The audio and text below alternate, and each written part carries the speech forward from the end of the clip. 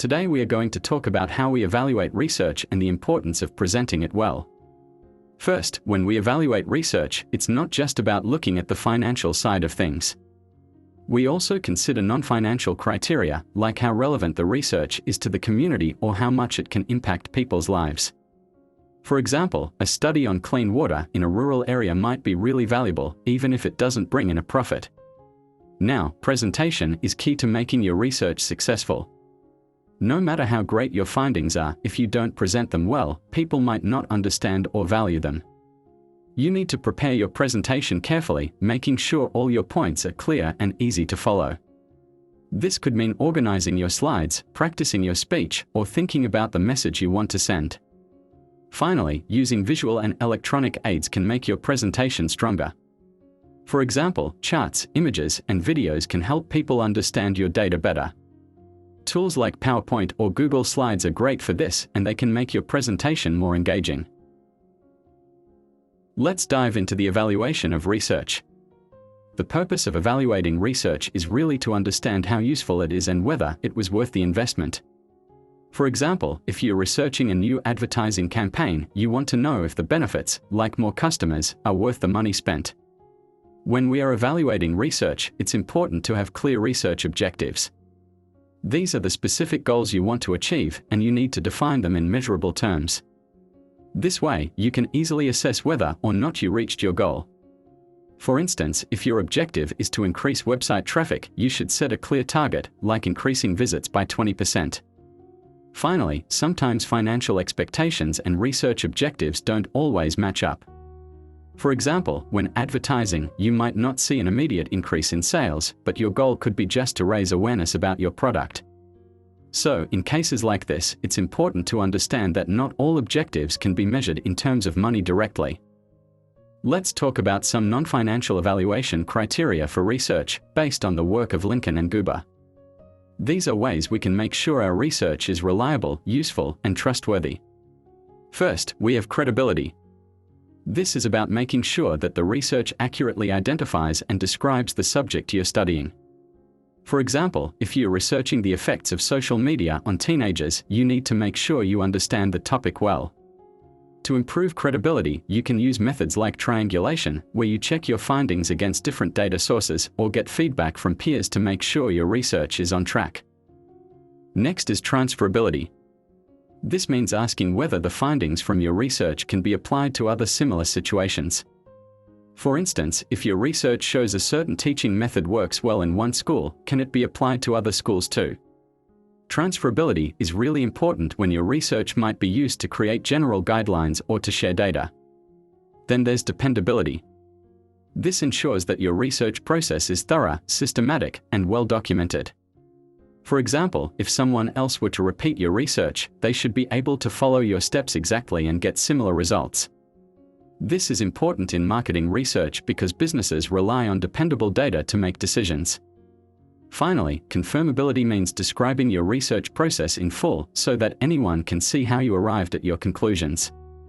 This helps people assess whether your findings truly align with the data you collected. In marketing research, this is essential because it shows that the conclusions are based on solid evidence, not personal bias. Let's now talk about some additional evaluation approaches that help us make sure our research is solid and valuable. First, there's respondent validity for analysis. This means talking to the people who took part in your study and getting their feedback on your findings. For example, if you're doing a survey about customer satisfaction, it's important to go back to the participants and ask if the results match their actual experiences. This helps ensure that your conclusions are accurate and reflect the real thoughts of those involved. Next, we have relevance to marketing research. This is about making sure your research is meaningful and useful, especially in the field of marketing. No matter what kind of study you're doing, whether it's about consumer behavior or brand awareness, your findings need to be reliable and relevant. For instance, if you're researching how people feel about a new product, you need to ensure that the insights you gather will actually help marketers make decisions. Let's talk about written reports and how we can use them to present our research effectively. First, the objective of your report and presentation is to build credibility and trust with everyone who will be impacted by the research. For example, if you're presenting to a group of managers, you want to show them that your research is reliable and that your conclusions can be trusted to make important decisions. Next, when you're proposing a research solution, it's important that the solution solves the research problem in a way that brings efficiency, reduces costs, and adds benefits to the organization. For instance, if your research is about improving a marketing strategy, the solution should make the process faster and more cost-effective, while also increasing sales. Now, persuasive delivery is really important. As the presenter, it's your job to convince the audience that the research findings are not just interesting, but that they are actionable and can bring benefits to them. Think of it like this: you need to show them why they should care about your research and how it will help them. Finally, in the written report, you need to grab the reader's attention from the start and keep them interested. It should flow logically, building trust in your findings and leading the reader naturally to the recommended action. For example, if your research shows that a new product will increase customer satisfaction, your report should explain how and why this will happen, leading to the recommendation that the company should invest in the product. Let's go over some important tips for presenting research effectively. First, when presenting, you should always emphasize the basic problem. This means you should focus on the most important issue and avoid getting distracted by less relevant details. For example, if your research is about improving employee productivity, remove unnecessary information that doesn't directly help address that issue. By keeping attention on the main problem and the solutions you're recommending, your study will be much more useful and interesting to the audience. Next, preparation and understanding are key to a successful presentation. If you haven't planned thoroughly, your presentation may not go well. You need to make sure you understand what your audience expects and prepare your content to meet those needs. For example, if you're presenting to a group of executives, they'll want to hear clear, actionable insights, so you should focus on how your research can help them make decisions. Understanding your audience is crucial because it helps you tailor your message. Finally, make sure to address your report directly to the recipients. Whether it's the people receiving the report or the attendees of your presentation, your message should be clear and focused on their interests. If you're presenting to a group of marketing professionals, make sure your research connects directly to their work and helps them see how they can apply your findings. Let's break down some important points about anticipating objections and ensuring your research remains focused. First, when you're preparing your research, it's important to anticipate objections from your audience. Think about who will be reading or listening to your report and what concerns they might have. For example, if you're presenting to a team of finance experts, they may question the cost-effectiveness of your recommendations. By considering their potential objections ahead of time, you can adjust your report to address those concerns and make it stronger. However, while doing this, it's crucial that your research stays focused on the main problem. If you find new information or results that seem important but aren't directly related to the issue you started with, it's okay to note them, but they should be saved for future studies. Now, let's talk about critical questions you should always ask when writing or presenting your report. First, you need to assess the relevance of your recommendations. Are they still useful? For instance, if your recommendation was to increase social media ads, but the company has since changed its marketing strategy, it might no longer be applicable. Next, consider the impact of your recommendations on the company's needs. Will it help them in the way you originally planned? It's important that your suggestions align with the company's current goals. Lastly, make sure your study still makes sense in the light of the initial conditions. For example, if the market has shifted since you began your research, your conclusions might need adjusting to stay relevant.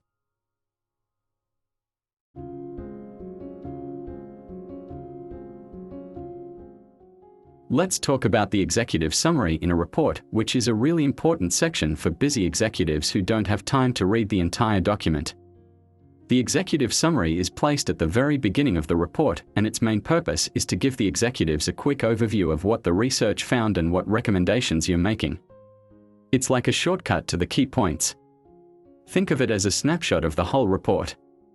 Sometimes, this summary is even provided separately for executives who just want the main ideas without diving into all the details. So, what should you include in the executive summary?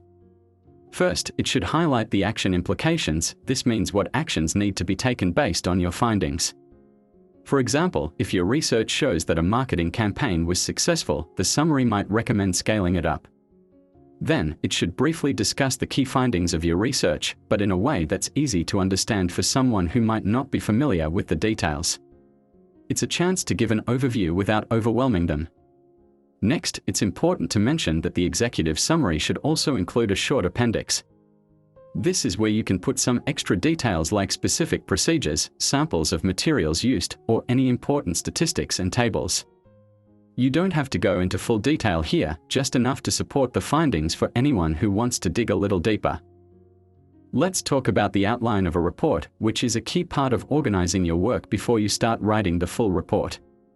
The outline should be as complete as possible because it helps you stay organized and makes writing the final report much easier. Think of it like a blueprint or a roadmap for your report. When you make a detailed outline, you can see exactly what needs to be included and in what order, which helps prevent missing anything important. In your outline, you should name all your sources of information. This means listing where you got your data or ideas from, whether it's books, articles, or interviews. It's important to keep track of these sources so you can reference them correctly in your final report. Even if some details might seem obvious to you, don't skip them in the outline. For example, if you're writing a report on customer feedback, you might think it's obvious that you're using a survey, but you should still note that down in the outline. It's better to include everything upfront so you don't forget anything important later. Let's go through the key elements that should be included in your findings section of a report. First, you need to highlight your key findings. This means making the most important results stand out, and one great way to do this is by using visuals, like tables or charts. For example, if you found that 70% of customers prefer a certain product, showing that in a chart can make it much easier to understand at a glance. You could also use an executive summary to quickly summarize your key findings for readers who need the information fast. Next, your recommendations should come after your findings. This means you base your recommendations on what the data tells you. For example, if your research shows that customers prefer one product over another, you might recommend focusing marketing efforts on the more popular product. It's also really important to have a transparent methodology. This means explaining how you collected your data, such as what research instruments you used, like surveys or interviews, how you sampled participants, and what the response rate was. This helps others understand how your findings were made. You should also provide detailed procedures. This is just a fancy way of saying you need to explain enough about your methods so that someone could repeat your study in the future and get the same results. This is important for making sure your findings are valid. Finally, a versatile report is one that can be shared in different ways. Your written report could be turned into an oral presentation, a video, or even a small seminar. This allows you to share your findings with different audiences in the best way possible. Let's break down what should be included in the body of your report. First, you'll need a statement of the problem. This is where you explain the issue you're trying to solve or explore. Sometimes, this might change a little as you conduct a research and find new things, so it's important to keep it updated. For example, if you started researching customer satisfaction with a product and then discovered an issue with the product's availability, your problem statement might shift to include that. Next, you should include a brief account of how the research was conducted. This means explaining the methods you used without going into too much detail. For example, if you surveyed 100 customers, just mention that you did a survey and what kind of questions you asked. You don't need to list every single step unless it's really necessary for understanding the research. Then, you'll present your findings, but remember to only include what's necessary to support your recommendations. You don't want to overload your reader with every piece of data, just focus on what's important to back up the changes or actions you're suggesting. After that, list your major recommendations. These are the changes or actions you believe the company should take based on the research findings. Keep them clear and actionable. For example, if your research shows that customers prefer a certain feature, you might recommend adding that feature to the product. Finally, you should include a statement of the implications of your findings. This means explaining how your research and recommendations will affect specific departments within the company. For example, if your research shows a need for better customer service, you might mention how the customer service department will need to change its processes to meet the new demands. When you're preparing for an oral research report, keep in mind that top executives usually don't want all the small details right away. They are more interested in the big picture, what findings and recommendations will affect the company and help them make decisions. So, when presenting to them, focus on the highlights of your research, like the key findings and the most important recommendations. For example, instead of going through every single detail of a survey, just explain what really matters and what action the company should take. Now, when you're delivering the report, the physical setup is very important. Make sure the room you're presenting in is well lit, comfortable with air conditioning, and has a sound system that ensures everyone can hear you clearly. It's also important to eliminate any distractions. You don't want outside noises like traffic or people talking to disrupt your presentation. When preparing for an oral research report, you need to do a lot of advanced preparation to make sure everything goes smoothly. First, the presentation must be well organized and ready. You should think ahead about any potential interruptions, whether it's technical issues or unexpected questions, and plan how you'll handle them. For example, have a backup plan if your slides don't work or if someone asks a tough question. It's also a good idea for several people to participate in the presentation. If just one person is speaking the entire time, it might get boring for the audience. Having multiple voices and faces keeps things engaging. For instance, one person can present the findings and another can discuss the recommendations. Lastly, it's important to announce the length of your presentation in advance. Telling your audience how long the presentation will take helps them stay focused and manage their time better. It's also a good strategy to give them a heads up if there will be time for questions at the end. When you're giving a presentation, visual aids like chalkboards, flip charts, or even PowerPoint slides can be really helpful. They can help explain or highlight key points in a way that's easier to understand.